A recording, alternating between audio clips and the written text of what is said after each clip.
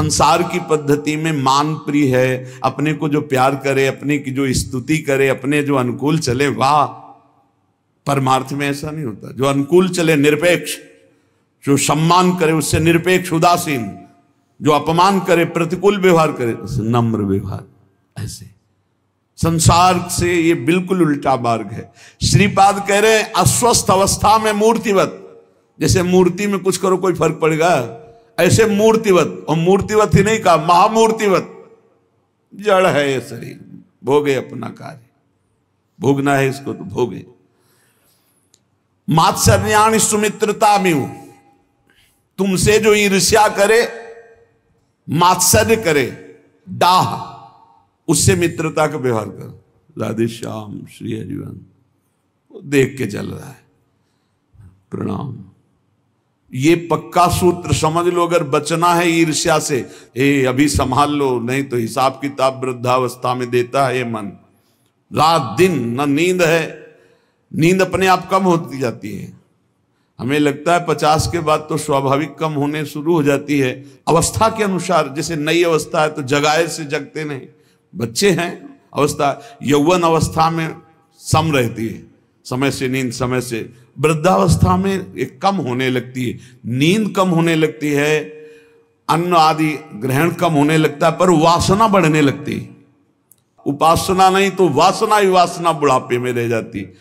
मात्सर्याणि सुमित्रतामिव, सच्चा मित्र जैसे मिले तो कैसे मिलते हैं, आओ आओ जी कैसे हो। तुमसे जो द्वेष करे, तुमसे जो मात्सर्य डाह करे, मेरे से आगे बढ़ गया मत्सरती, तुमसे जो जले उसको देखकर हाथ जोड़ो, कैसे हो, क्या सेवा करें, दास को आज्ञा कीजिए। ऐसे ही वर्ताव करना चाहिए।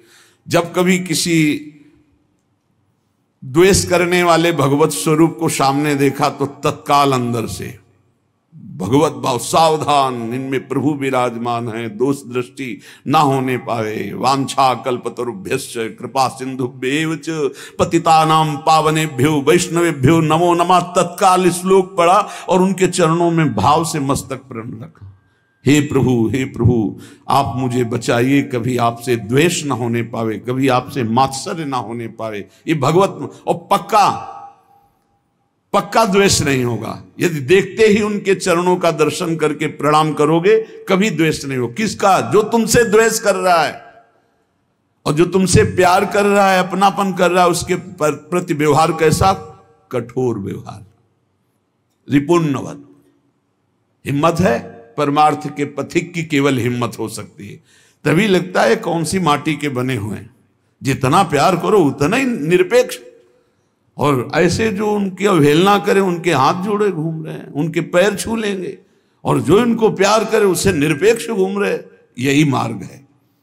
बाद में समझ में आता है जब महापुरुषों के वचनों को। फिर क्या होगा? बोले हृदय ग्रहणन महादुर्लभम, तब तुम्हारा हृदय ग्रहण करने की सामर्थ्य रखेगा महादुर्लभ प्रेम रस श्री राधा मुरली धरांग रसदे स्थातास्मि वृंदावने। तब वृंदावन वास करते हुए श्री राधा मुरलीधर के महादुर्लभ प्रेम रस को ग्रहण करने का अधिकार हृदय में होगा, जब आप ऐसे चलोगे, ऐसे जैसा श्रीपाद प्रबोधानंद जी महाराज कह रहे हैं।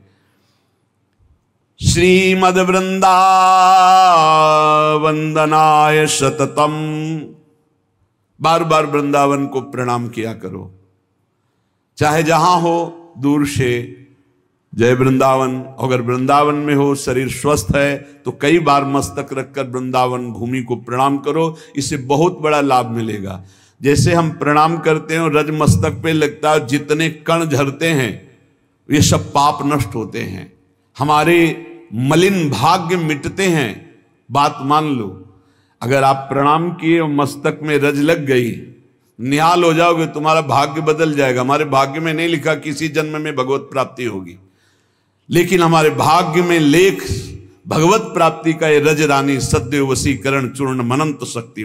बार बार श्री वृंदावन वंदनाय सततम मूर्धास्तु वौहादरे, बड़े आदर के साथ मस्तक रख करके वृंदावन को बार बार प्रणाम करो। जिह्वा विह्वलता मुपैतु सततम तत्सद्गुणोत्कीर्तने।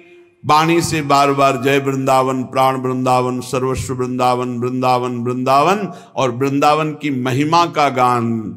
वृंदावन की महिमा क्या? श्री श्यामा श्याम, श्यामा श्याम की रस भरी लीलाएं, श्रीमद चतुरासी जी 42 लीलाएं, सब वृंदावन की महिमा है। क्योंकि वृंदावन की गोद में खेलने वाले प्रिया प्रीतम।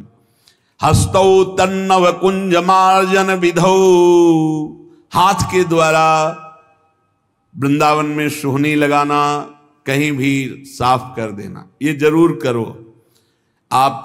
सबसे प्रार्थना है, ये बड़े बड़े सिद्धों की गुप्त रीतियां हैं।